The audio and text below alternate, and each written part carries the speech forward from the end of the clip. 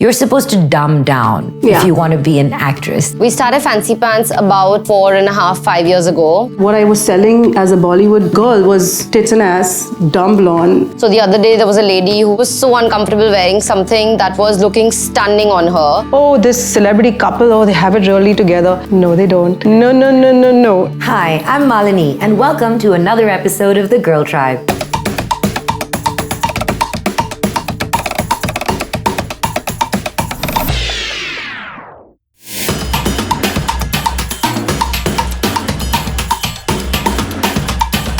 More power to all the girls out there, a part of Miss Malini's Girl Tribe.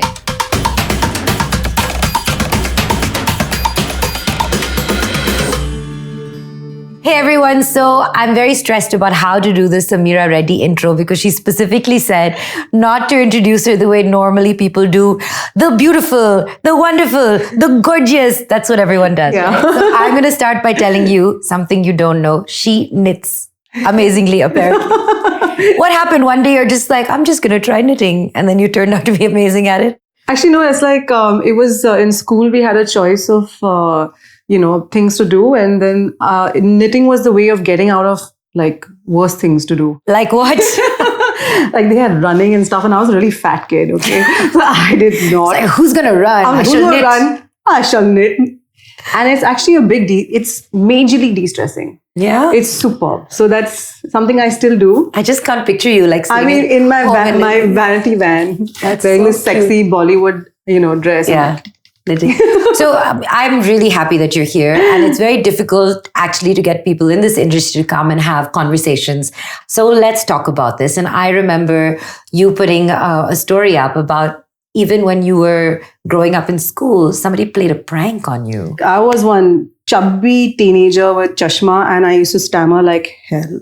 Couple of, I think, game changers for me was one when this prank was played, and you know how we crush. I was crushing on this guy desperately, and then, these girls thought it'll be funny to send me a note saying he wants to meet you. It was Valentine's Day, and he wants to, Yeah. And I landed up there, of course, dressed in my Sunday best, and he never came, and then they all laughed about it for like weeks to come. So evil. But there are a few things that just stay with you, as young girls. Yeah. And maybe this is one of them. And I don't think I'd be an actress today if I hadn't had all these morons come and push me in the Really? wrong. But what's the connection? The connection is that it happened because of that negative push. It's like I just decided to like I'm going to show you. I'm going to show you all. No, it's just like it happened very naturally. Yeah. It happened very naturally. Funnily enough, nobody knows this, but I started to audition because I had a very bad stutter. And I'm not kidding. I couldn't get through one line without going like, and my therapist said to me, what like freaks you out the most? And I said, I cannot publicly speak. So that's how the audition started. Wow. And so the stammering and the getting over the stammering is what pushed me into it. And that's how it all happened. Like That's incredible. It's funny though, because now I can go in front of, 100,000 people. And you can just do it. Yeah. Because the brain is such, if you kind of just, like nose it up and it has to give in. You have to overcome that fear. This is like such great advice, I think, also for the girls in the Girl Tribe, that the way to get past something is just to go and just do the thing that scares you the Just jump most. in that I deep think end. that's incredible. One of the things that I feel so often happens is that you're supposed to dumb down if you want to be an actress. Then why? Why is that? So I remember like in 2009 when, Race came out and a couple of, good films came out and I was doing well. A very famous actor told me, Sameera, what's your problem? He's like, you're too bro. You know what I mean? He's like, you're too like, you come across a bit smart and you're a little intellectual. And he's like, you need to become a little dumb blonde, do that and you will actually get more work. And I said, really? And I actually tried it out and unfortunately it worked. It really works. It really worked because in my interviews I was like, I just wake up every day, I feel like this. It was no like, thought process or a natural me. What I was selling as a Bollywood girl was tits and ass, dumb blonde. I don't know anything. Please save me. I think a change is coming. I hope a change is coming. But one of the other things, and people talk about this so much on the Girl Tribe especially, is, and I really think it'll be amazing for you to bust this myth, is how do you deal with, people judging you for how you look after you have a baby. I think you talked about, and they I know people are so cruel. Like, what is wrong with them? You were telling me how you decided to tell us the story. Oh God. First of all, I always had this vision that I'm going to be this fashionista mommy, wearing these heels and getting on my car, and it was blown into pieces because I had a lot of issues getting pregnant. And it was a normal pregnancy, but to keep it, I had to do a lot. And I put on 34 kilos. Wow. And I'm a tall girl, okay? Yeah. So you don't understand. Yeah. It was like... That's like half a person. It was literally half a person. Yeah. It still didn't hit me, I think, until when the baby came out, because till then, and people were a little rude even towards the end of the pregnancy when I was trying to go out. And I know one thing's weird, I have to say this to you, Malini, is that it was women who came to me and sniggered and said shit, which is what I couldn't ever understand. I'm like, you're a woman, you're a mother, or it was never the guys. Yeah. It was always the women. I'd go to Joggers Park. I remember the first time after I had Hans, and it was 1 month and I had a C-section. So I needed a month to recover, and I pushed him on the pram, with my friend. I'm like, oh, I'm out there doing my mommy thing. And this woman, she comes up to me and says, Sameera, aapko kya ho gaya? Like, what happened to you? Itni moti ban gayi. Wow. And my friend lost it, and she was like, can't you see she's had a baby? And people didn't understand. And for 1 year, I feel so sorry because I wasted 1 year of my life hiding. And I shouldn't have done that. And I wish there was, maybe if I would have heard someone like me say something. Unfortunately, actresses just have babies and they're like, it's like back it's unreal. They're looking like better than ever. And I didn't have that luxury. And to be honest, I didn't go down that space. So I feel, unfortunately, a lot of young mothers are looking at, actresses coming out and just looking gorgeous, and they feel like shit. You feel terrible. But I'm trying to tell you, I'm an actress, and I absolutely fell into pieces. And I for 1 year was miserable. It took me a lot of time to get up. I also had postpartum. I used to cry for no reason. And bless my husband, who really stuck by me, and he really was there for me. Yeah. I felt so bad for even Aishwarya Rai. She was fat shamed out of town, saying like, oh my God, this, that, and the other. But she just kept quiet about it. I guess it was a dignified silence, but it felt like she's being torn apart. But do you know the amount of times people came and told me that, why are you doing an Aishwarya Rai?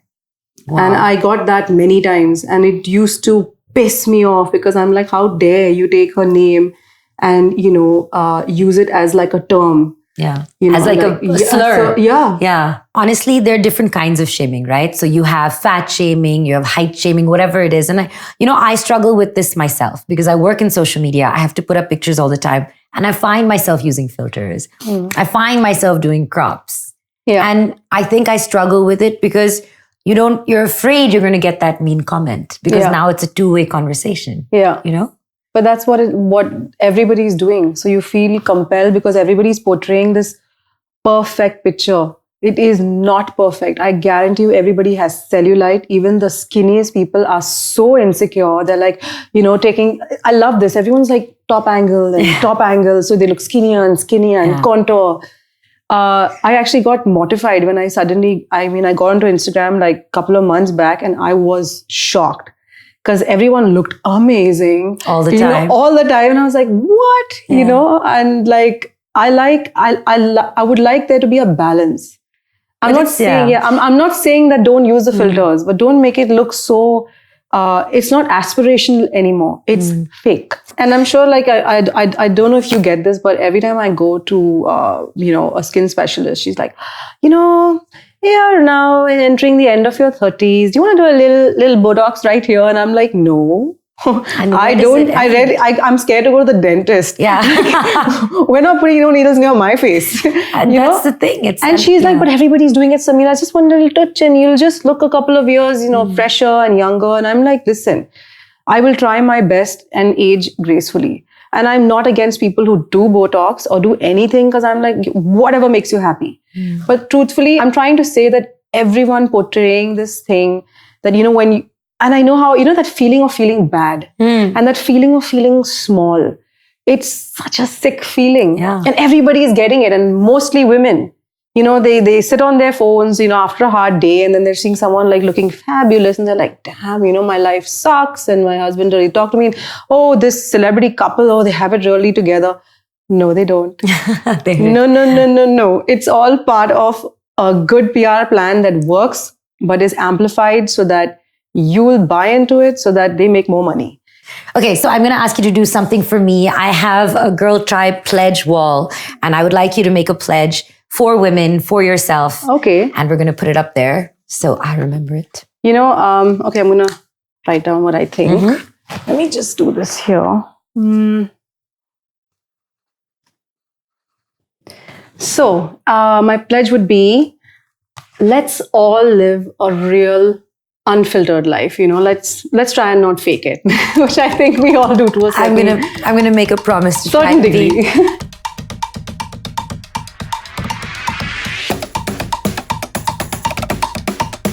That's fine. That has been absolutely amazing. Thank you for your honesty. Thank you for being here. No, I'm happy to be here, and Yeah. I have to say that I'm so happy that you have taken this platform that you built, and you're doing something good with it. I appreciate it, because I think that a lot of people are not using it to this point that they could. They're stuck in that race of trying to promote themselves and trying to like increase just this whole zone that they're in. And you're really like doing something with it. And that shows that you become more mindful and you have a shift going on within you. And you're very lucky to be there. I'm very lucky, and I feel so like I used to feel hollow, and I would be like, what am I doing? I have this great brand, I have all these people, but there's a piece missing, and I couldn't figure out what it was. And now I come to work every day excited to shoot this show. You have a namesake, Sameera, who helps produce this show, and she comes smiling every day saying, we're doing something that matters. There's something that we're doing that's important. So thank you so much for being here. And now, ladies from the Girl Tribe, as always, the spotlight's on you. One of my favorite parts of the show is celebrating all those strong-headed, talented women entrepreneurs who have broken through the glass ceiling and made it big. Today, we have one such fancy story of two girl bosses, which will surely inspire you. Check it out. Hi, I'm Janki Desai, Hi, I'm Stuti Desai. and we're the co-founders of Fancy Pants. We're sisters. We started Fancy Pants about 4.5, 5 years ago. We just decided one day to do something on our own. FancyPantsStore.com is basically an online fashion portal. We sell all the international trends that are available globally in India at very, very affordable prices. We just opened our first store in Juhu, Mumbai. We started this business mainly because we were so passionate about fashion and we wanted to sort of see that translate into other people's lives as well. And the main meaning is just that, creating brand that basically stands for strong women who want to try new trends, who want to experiment with their style. We really try to embody that sense of finding their own fashion and expanding their comfort zone per se. So the other day there was a lady who had to go for a pool party and she was so uncomfortable wearing something that was looking stunning on her. So she came in not less than 3 times. Every time she came in, she felt a little more confident, she felt a little more comfortable. We styled her completely. She looked amazing and she said she got a lot of compliments. So to have customers come in and realize that they can dress better for themselves, feel more comfortable in their own skin, that for us is giving back in a great way. The coolest thing about Fancy Pants is that we're an all-girls team. Of course, we'd like to think that we have touched a lot of lives. We're very proud of the fact that we collaborate with a lot of women and we work with them. We've just started manufacturing our own products in India. We're working with women in Jaipur. We're working with women right outside of Bombay who have set up small karkhanas where they can manufacture our clothes. So that is the most amazing form of collaboration because, they're doing all these handmade embroidery categories for us. We're helping them create their business and grow it. If we look at ourselves now from when we started, of course, we think that, yeah, we've created a brand that we're very proud of, and we'd like to think that we're successful in making like a lot of people fancy. But it's an ongoing process. We're never at a time where we feel complacent that, okay, we've achieved that everything that we could, because that's not true. Like, there's always a new goal. There's always something more that you can do. There's always a way to improve your business. The only thing that you need is to be so passionate about what you're doing. It needs to be the only thing that you think about, the first thing that comes to your mind when you wake up, and literally the last thing that you think about before you go to sleep, because that's the only way that you will stay behind it no matter how difficult things get. I'm Janki Desai. I'm Stuti Desai. And we're the Girl Tribe. So if you've seen my Instagram, then you know that I am absolutely in love with Fancy Pants' store. Everything fits me like a dream and is super affordable. So thank you so much, Stuti and Janki. You are my girl bosses for today. Thank you for sharing your story. You're going up on my Girl Tribe Wall of Fame.